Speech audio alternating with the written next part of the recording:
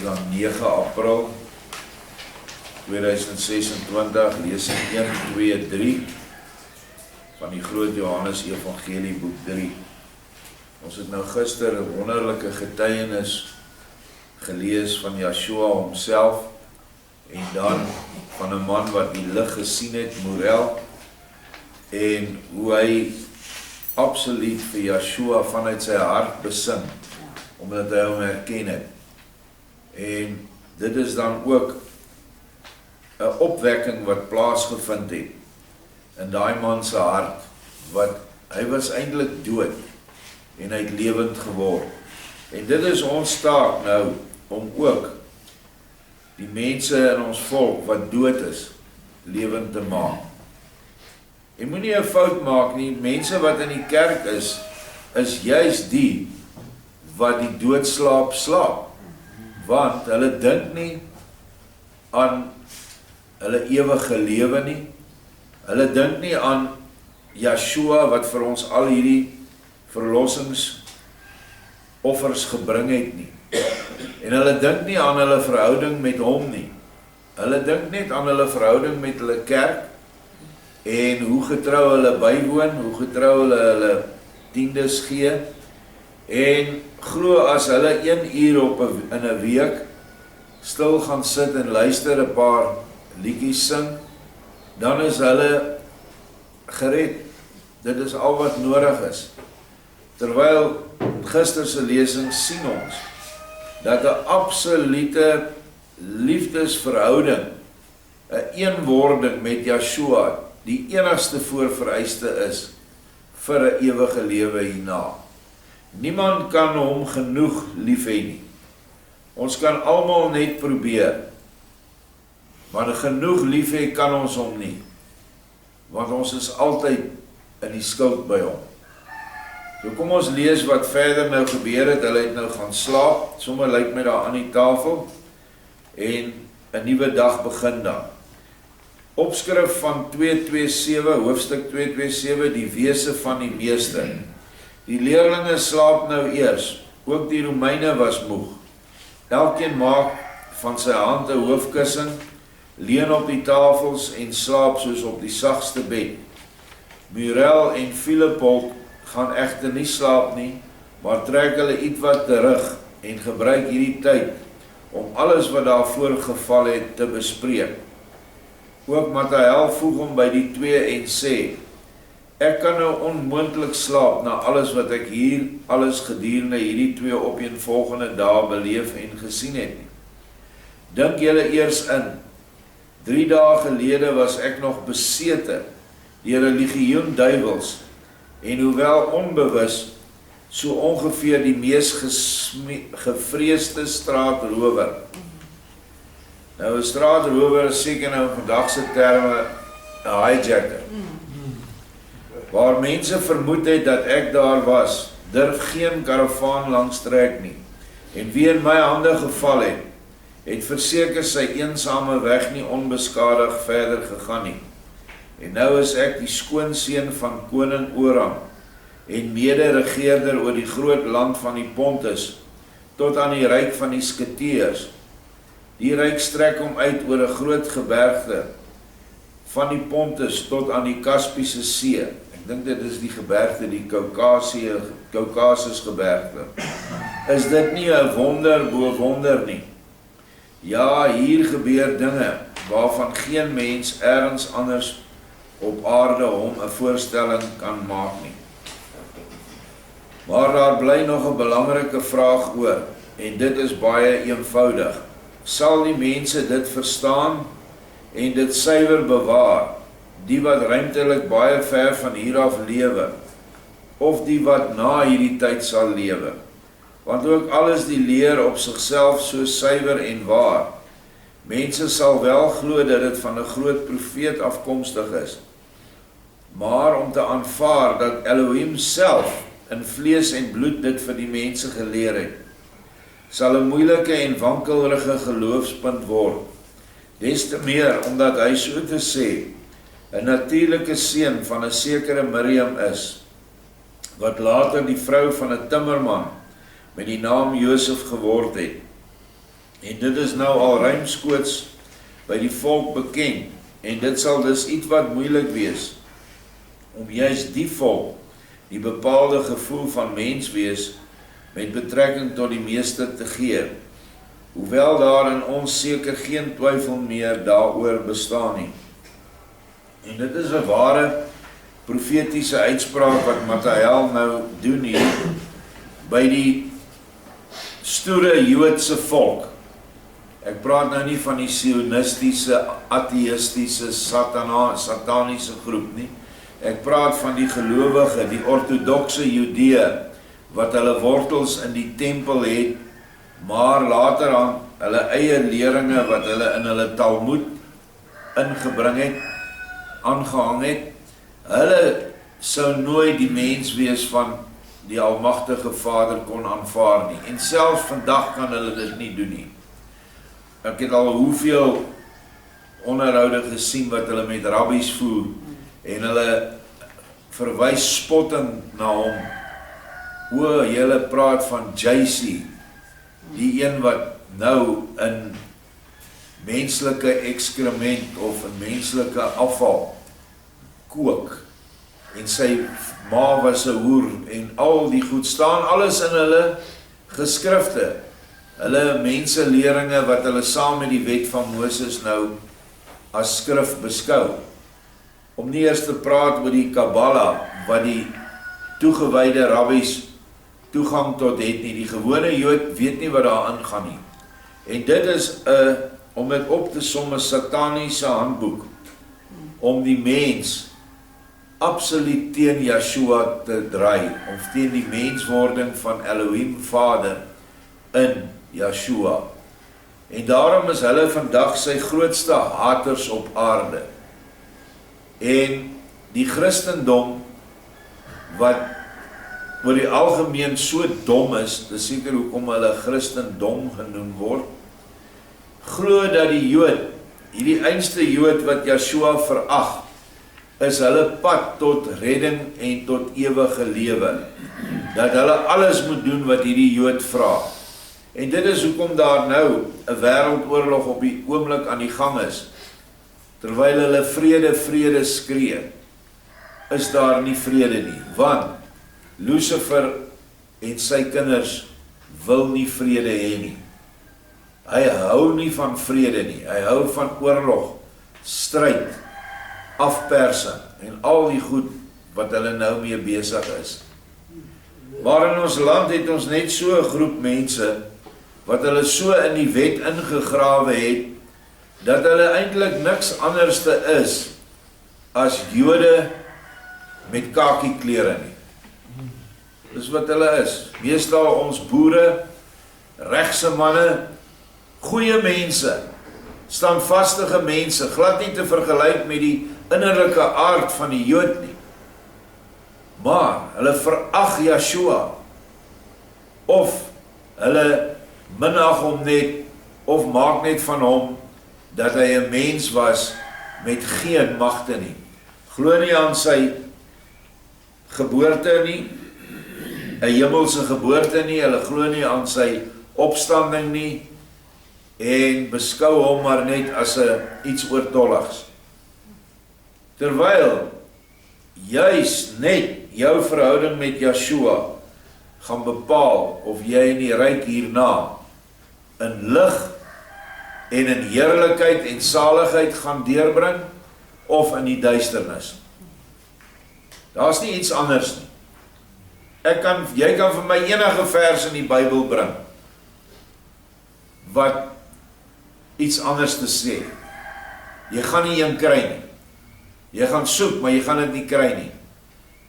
Maar jy gaan glo, hierdie vers sê, omdat ek byvoorbeeld die wet hou, is ek gered. Niemand kan die wet hou nie. Daar's 613 wette. Jy kan nie al die wette in jou vlees en in jou gedagtes hou nie. Dit is onmoontlik. Maar as jy die liefde van Yeshua het, en jy het vanmôre opgestaan, en jy het Yeshua se teenwoordigheid afgebid en gevra, Vader, vergewe my sonde, dan is ons vandag nou sondeloos voor hom.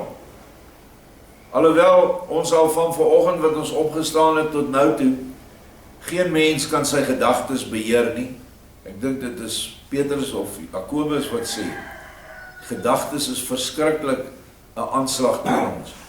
Maar ten minste het jy al die vorige dag en al jou vorige lewe se sondes vergewe gekry, en daarom kan jy oorgaan, want met hierdie las kan 'n mens nie in die ewige lewe ingaan nie. Behalwe ons sonde wat ons elke dag doen, is daar ons oersonde, waarvan niemand eintlik bewus is nie, want die kerk het ons nooit daaroor ingelig nie. Die Bybel is ook is eintlik nie spesifiek daaroor op ingestel nie, want nou aan die einde van die tyd raak dit vir ons uiters belangrik om bewus te word van ons oersonde. Dis 'n sonde wat teen ons boek staan of opgeskryf is weens die val van Lucifer en die engele. En daai sonde is so groot en dit strek oor so lang tyd dat die menslike verstand nie daaroor kan dink nie.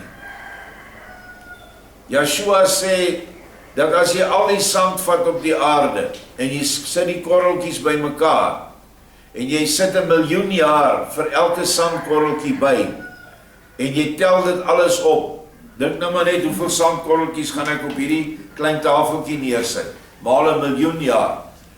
Dan sê as jy die hele aarde bedek, see en land, maal 1 miljoen jaar, het jy nog nie by die tyd gekom toe Lucifer geval het nie. Hoe lank is die tyd tot wanneer Lucifer geskep was? Nou al daai tyd het die oersonde teen ons opgebou.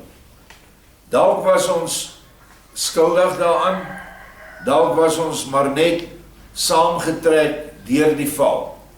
Ons sal nie weet nie, want ons geheue is weggevat.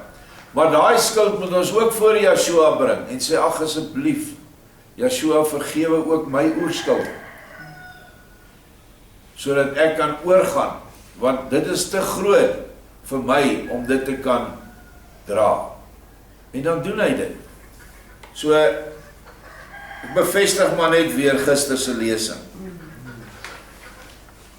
Ons is ten volle daarvan oortuig dat daar aan hom, Yeshua, niks natuurlik menslik kleef, as slegs die uiterlike vorm nie.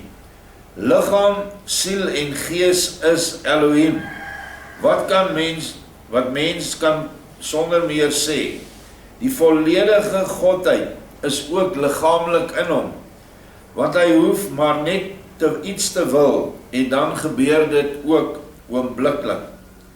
Die grootste en tasbaarste bewys vir sy goddelikheid lê egter in sy woord, en in die altyd ten dienste staande engel, wat ten aanskoue van alle aanwesig is, dade verrig wat vir elke sterfling nog onverklaarbaarder is, as Philippos se uitleg oor die wêreld en die vaste sterre.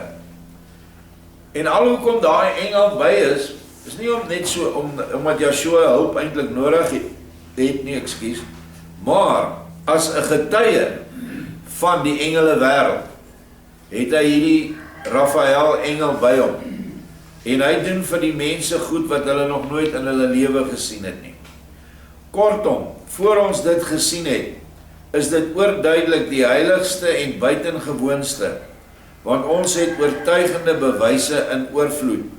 Maar dit sal nie oral en nie altyd so kan wees nie. Ek merk hier egter al, dat dit vir baie mense, ondanks alle oorstelpende bewyse, nog altyd moeilik is om die goddelike wese van die meester in te sien en te verstaan.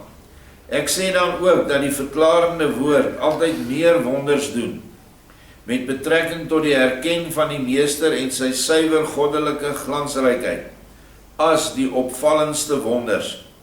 Die rede skyn hierin te lê aan die egte of namaak wonders, wat altyd raaiselagtig is mense in ons tyd al so gewoond, dat dit eintlik glad geen uitsonderlike verbasing meer oproep nie. Veral sedert die ongeveer 60 jaar, wat die Romeine oor ons heers, het dit feitelik gewemel van magiërs of towenaars en wonderdoeners. Die mens wat onervare en onbedrewe in die geheime magie is, gooi nou egte en namaak wonders baie maklik op een hoop. Maak geen verskil tussen werklike en namaaksels nie. En kan dit ook nie doen nie, omdat alle elementêre kennis hom daarvoor ontbreek. Dit is dan ook die eenvoudige rede waarom 'n wonderwerk nooit so effek sal kan hê as 'n duidelike woord nie. Kortom, deur die mense verstand op die regte manier op te wek, bereik 'n mens duidelik meer as deur watter wonder dan ook al. En hoe moet die menslike verstand opgewek word? Deur die liefde in die hart.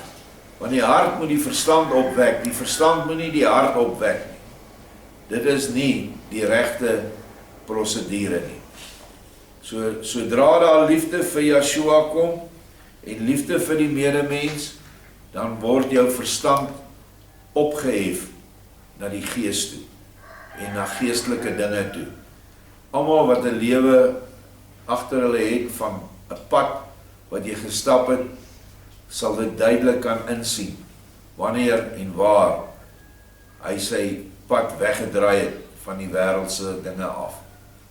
Ag, ons is almal nog swak en ons val, maar daar is tog 'n bewussyn om op te staan.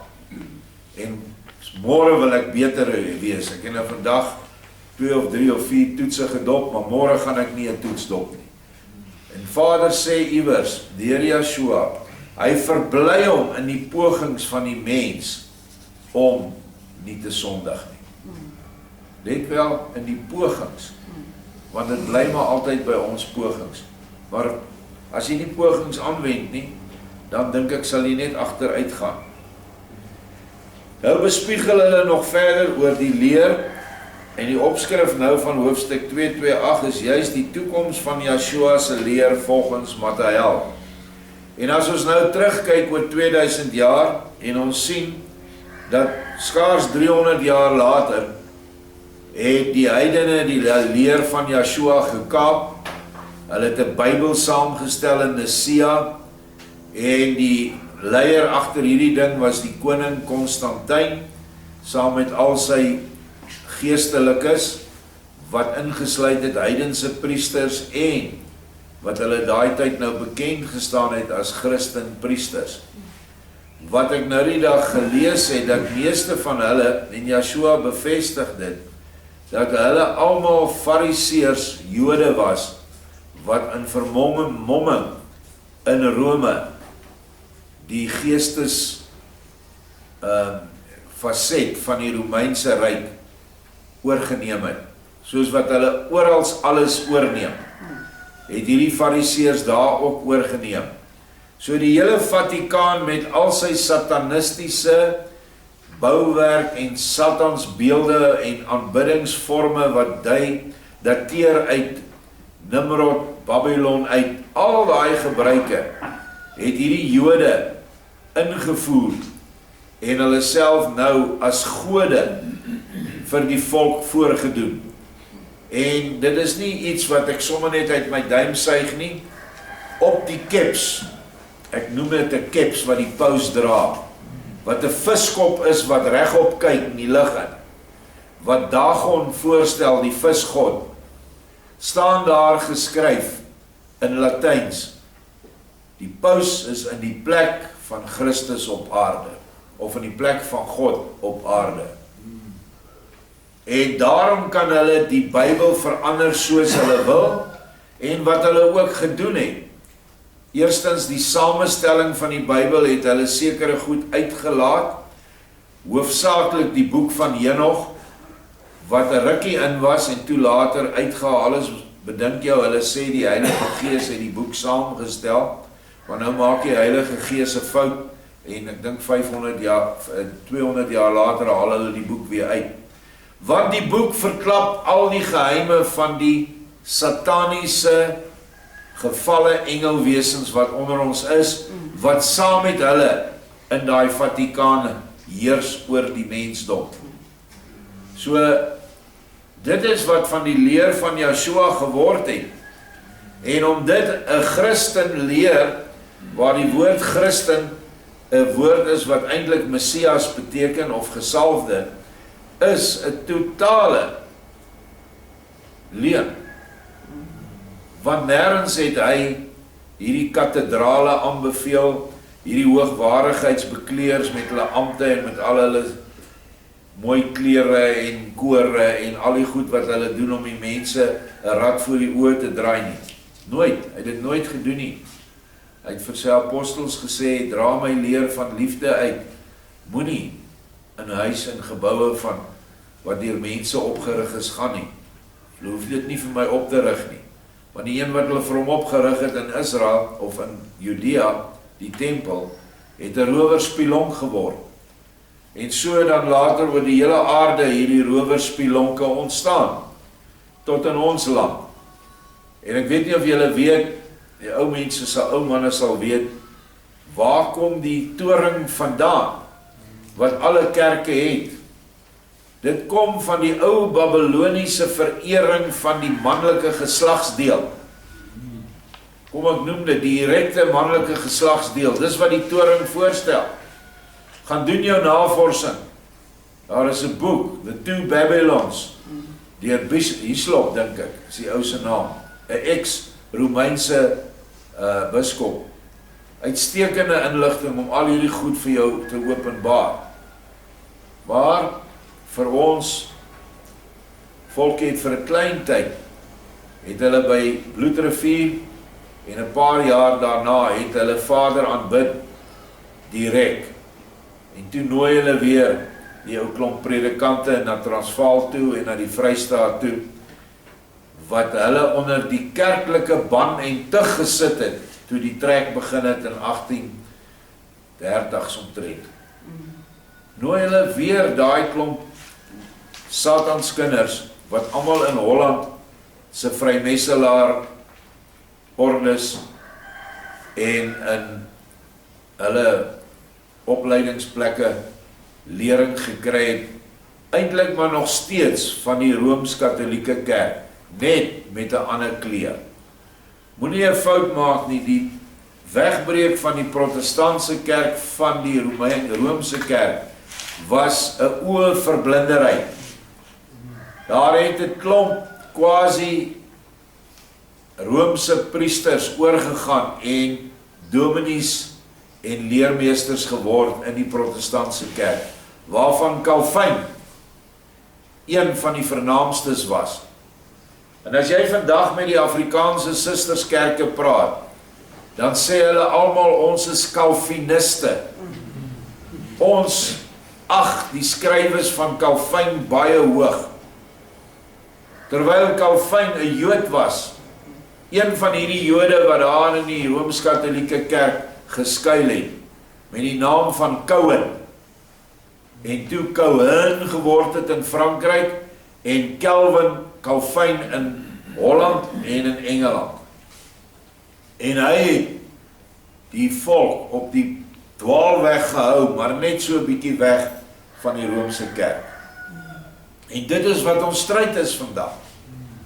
So dit is die terugskouing op die Christelike leer as ons vandag bietjie terugkyk oor 1700 jaar. Ja, is nou volgens Matthäus wat praat, vir ons is die buitengewone dade ook wel 'n baie sterk bewys, omdat ons verstand in soverre ontwikkel is, dat ons met die eerste oogopslag die onware van die ware kan onderskei. Want ons ken intussen alle kunste van die magiërs of die towenaars, en daar is niks wat iets niets gebring het nie. Maar hierdie dade hier vereis meer as net 'n magiër uit Egipte of uit Persië. Hierdie dade vereis Elohim se skepende almag en sy ondeurgronde diepe wysheid. Dit vereis die oer- en basisreg van die goddelike gees, wie se wil alle geeste en alle wêrelde beteel, soos 'n goeie perdetemmer sy span wat hy meer of minder intoom, waardeur hy die nog losbandige diere sy wil ter navolging herkenbaar maak. Dit is hoe die Gees werk. Wat hulle gesien het daar, hulle het gesien dat die Gees dooie mense lewend maak, wat hulle 'n hele ruk in die see verdrink het. Hulle het gesien dat Yeshua praat net met die storm, dan kom hy en dan stop hy. Die storms, die winde, die weer, alles gehoorsaam hom. Hulle het gesien dat die storm hom niks kan doen nie, en almal wat by hom skuil nie. Dis maar van die goedjies wat hulle gesien het. Daar is baie wonderwerke gedoen, wat hy sê nie verklaar kan word as menslike daad nie. Daar is die volle oergoddelikheid dis sigbaar, terwyl dit by die magiërs of towenaars ewiglik nooit sigbaar kan word nie, omdat dit nooit as te nimmer daar is en was nie. Maar ons mag ook wel aanneem, dat ons aardvaders deur hulle innerlike goddelike krag baie wonders kon gedoen het, want sonder die egte wonders sou die onegte sekerlik nooit ontstaan het. Nou sien ons weer volmaakte egte wonders gebeur, maar ek sal geen slegte profeet wees as ek sê dat daar binne enkele honderde jare meer valse as egte wonders in die naam van die Meester gedoen sal word nie. Dink aan Moses. Moses het wonderwerke gedoen wat groot was. Ek wil uit die Rooi See gekloof. Hy het 'n klip, laat water kom uit die klip uit. Die manna wat die volk gevoed het, die feit dat hulle skoene nooit versluit het nie. Ek het nou die aand daaraan gedink, as ons nou in die verdrukking gaan, sal Vader daarom ook na ons skoene kyk. Maar ons weet dat die skoene is natuurlik iets meer geesteliks, en dit is die bereidheid in jou hart om die evangelie te verkondig aan jou medebroers en susters. Daai skoene moet nooit versluit nie. Daar moet nie 'n weg beweeg wees van dit nie. Dit is ons doel. Maar ek glo hy sal daarom vir ons ook fisiese skoene gee. Elia het gekom en wonderwerke gedoen. Elia het 'n seun uit die dood uit opgewek en baie ander wonders gedoen en dit deur hom plaasgevind. Maar nou, paar honderd jaar na Yeshua, het daar nou 'n tyd gekom waar hierdie vals wonderwerke ook floreer. Dink maar aan hoe die Rooms-Katolieke mense hulle beelde verering so verhef, dat as daar iemand sien dat daar kom water of bloed uit Miriam, of eintlik Maria, wat Maria is, en Ria is 'n afgods beeld wat hulle aanbid het, wat eintlik in 'n ander taal, maar niemand anderste as Semiramis of Ishtar is nie. Ishtar kan jy hoor, Easter, wat ingebring is in plaas van die Pasga wat ons nou die dag hier gehou het. So hierdie aanbidding van Maria en die verering dat daar bloed uit haar oë kom, wat noem hulle dit? Daar's 'n naam vir dit. Stigmata, al die stigmata wat daaraan kom. Hulle glo vas daaraan. En dan maak hulle van mense wat dood gegaan het, maak hulle saints. En dan word hierdie saints aanbid. Al hierdie afgoderry word gepleeg in die naam van die ware Yeshua Messia, alhoewel hulle die naam Jesus Christus gebruik. Lees hulle die Nuwe Testament en verkondig hulle hierdie goed vir die mense vanuit die Bybel. En dit is wat geword het van die leer, kort na Yeshua weg is, omtrent 250 jaar later. En dit het net vererger tot nou, wat ons met al die gemors sit, wat alles Christelik genoem word. Veral as jy nou ingaan in die barbariese Christendom in, ek praat van hierdie swart nasies, dan gril jy vir wat hulle daar uithaal as Christelike leer.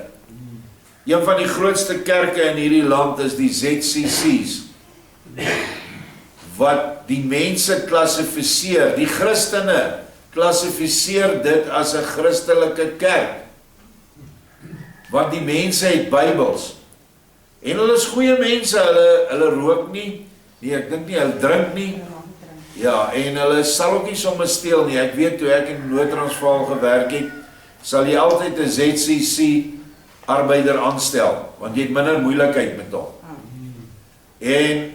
Maar almal van hulle aanbid die gees van Leganjani. En al wat Jesus of Modimo Jesu is wat hulle hom noem, Modimo is een voorvader gees. Badimo is baie voorvader geeste. Modimo Jesu is die middelaar wat hulle moet vat na die Modimo Leganjani toe. So hulle beskou Leganjani op 'n hoër vlak as wat hulle Modimo Jesu beskou. Nou ja, wat my aan betref, as daai geloof hulle pas en hulle hou hulle in hulle plek en hulle moor en roof nie ander mense nie, goed vir hulle, maar moet dit nie aan Yeshua vasmaak nie, want dit het niks met hom te doen nie.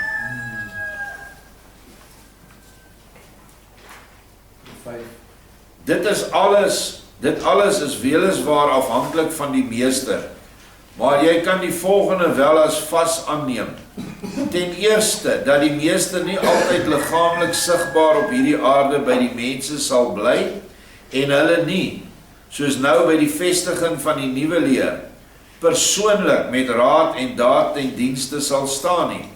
Ten tweede sal hy van nou af aan die mense se vrye wil ook minder ontneem as voorheen, voordat die ewige gedenkwaardige tydperk sal kom, waar hy hierdie aarde vir altyd onverganklik en eendag tot sentrale punt van die hemele sal maak.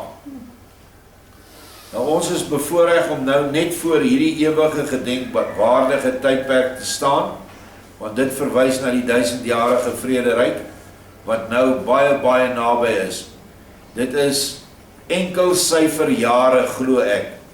Ek gaan nie 'n tyd voorspel nie, maar ek sê dit is baie kort. Want 'n wêreld wat hy eenmaal liggaamlik met sy voete betree het, moet ten minste vir ewige tye in 'n verheerlikte staat bly. As die mense egter in die besit van hulle vrye wil bly, en daarby altyd so onwetend en feitelik sonder enige verstand in die wêreld kom, sodat hulle latere kennis alleen van die oorspronklike uiterlike onderrig sal afhang, is daar werklik niks anders moontlik as dat die verduistering weer hand oor hand sal toeneem en die heersigtige en op luukse beluste mense uit hierdie nuwe suiwer goddelike leer 'n tienvoudige heidendom sal maak, wat nie sal agterbly by die Indiese heidendom nie. En dit is presies wat die Roomse kerk wat oor die hele aarde is, sover ek weet is daar omtrent 600 miljoen Rooms-Katholieke oor die aarde. En iets wat ek nou vir my eintlik verbaas het, wat ek nie eintlik altyd geweet het nie, is dat die Amerikaanse volk so Rooms is. Want oral sien jy, waar hulle nou staan, as hulle nou 'n oorlogsmondering is of wat ook al, dan maak hulle hierdie so. Dit is 'n Roomse oorleweringsgebruik, wat hulle sê die kruis maak, maar dit is nie so nie. Hoogstens is dit die kruis waarmee die naam Semiramis of Ishtar of Maria geskryf was, destyds in die Babyloniese duisternis. Hulle was duistere heidene. Hulle het ook geoffer vir Moloch, vir Baal en ander gode. Maar vandag gebeur dit ook. Die Epstein files het vir ons dit gewys.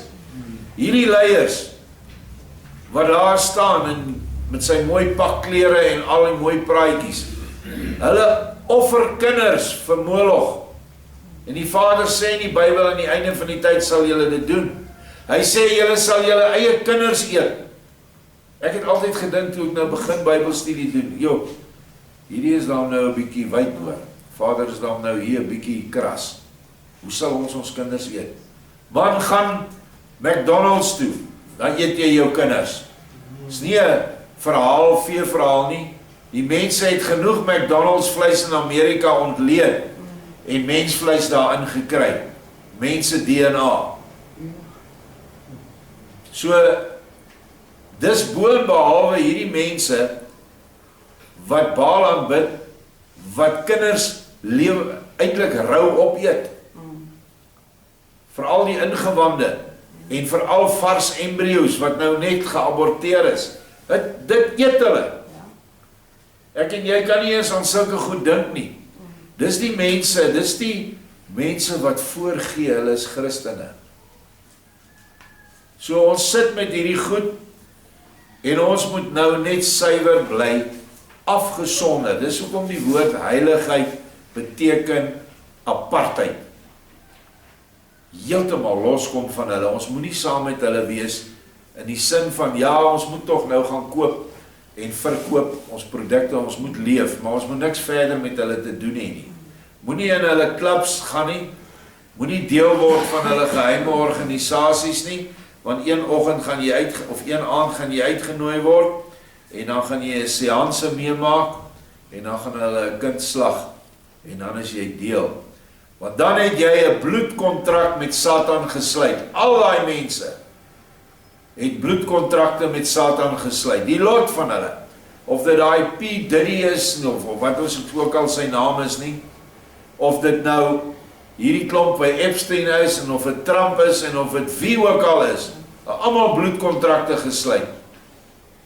Want dit is 'n bloedlyn van Satan, wat die gewone mens wil insleep, en hulle dan aan hom vasmaak met 'n bloedkontrak.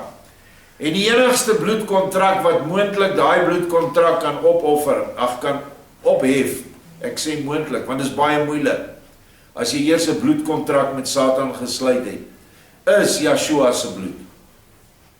En hoe kry jy beskerming deur Yeshua se bloed?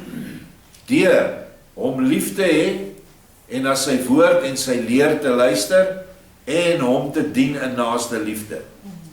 Dan sal jy daai band verbreek, maar nie anders nie. So, ons lees verder.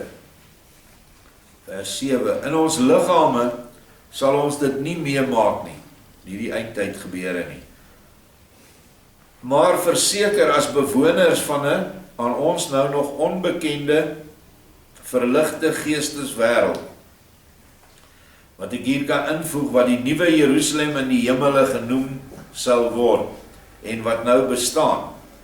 Dit sal nog wemel van bedrog, leuns, hoogmoed, eie belang, selfsug, vrees vir die wêreld, huigelary, skynheiligheid, vervolging, vonnis, wraak en gruwelikhede van allerlei aard, presies soos wat dit nou gaan in die wêreld. Die meeste self sê immers dat dit alles toegelaat moet word, vanweë die selfbeskikking en die ware lewensvorming van elke enkeling op sigself, waarsonder niemand 'n werklike kind van Elohim kan word, en in die ewige glansrykheid van die Vader kan binnegaan nie. Ons moet hierdie stryd deurgaan, dit moet daar wees, want sonder stryd is niks moontlik aan die ander kant vir ons nie. Daarom moet dit hierdie kant ook die stryd aangevoer word. As die meester self ons al so 'n prognose gegee het, wat kan ons dan anders dink, as dit presies so sal gaan, soos wat ek dit nou vir julle gesê het? Die beste beskerming daarteen is en bly nog altyd 'n duidelike taal met 'n wiskundige sekerheid. Want 'n wiskundige bewys oorleef die tye en geld van die Indiërs, net soos van die Perse en Arabiere, Grieke, Romeine en Judeërs. Nou dis die man se redenasie oor die leer wat wel wiskundige watermerke in het, maar wat meeste mense wat dit probeer ontleed, eintlik verkeerde aannames maak by hulle ontledings en hulle kom nooit by 'n regte punt uit. Wat vir ons belangrik is dat die leer wat nou vir ons gegee is, wat ons vanoggend uitgelees het, is vir ons baie suiwer deurgegee. Want dit het nie deur daai klomp clowns gekom, wat in die Rooms-Katolieke kerk daai boeke onderhande gehad het. Onthou hulle het nie fotostaatmasjiene gehad en drukkers nie. As die goed vervlenter raak, en dit was nie op papier geskryf nie, 'n boek Daar was nie boeke nie, daar was boekrolle. Op perkament en papyrus en leer en goed geskryf. Daarna, paar jaar, dan is die goed nie meer leesbaar.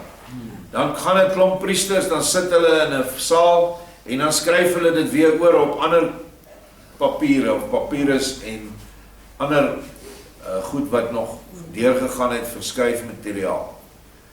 Maar, dan is dit ook die gunstige geleentheid om goed wat nie ooreenstem met hulle leer nie, daarin te voeg nie, of weg te laat nie.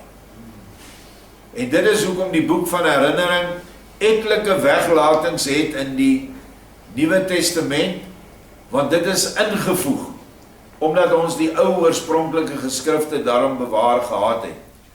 En, daar is baie weglatings in die Ou en die Nuwe Testament, maar veral in die Ou Testament. Die boeke wat hulle apokryf of deuterokanoniek genoem het, is uitgehaal.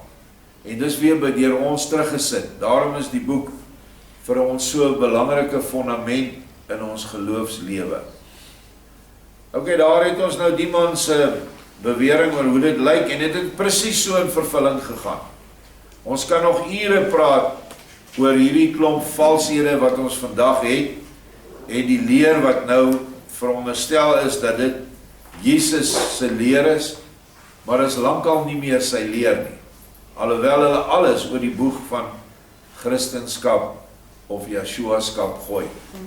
Maar dit is nie meer kragtig genoeg om die mens lig in die ligryke aan die ander kant te laat ingaan nie.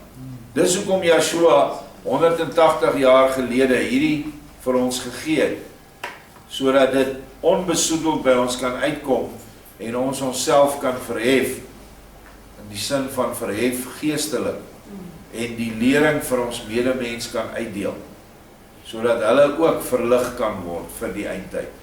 Baie, baie dankie.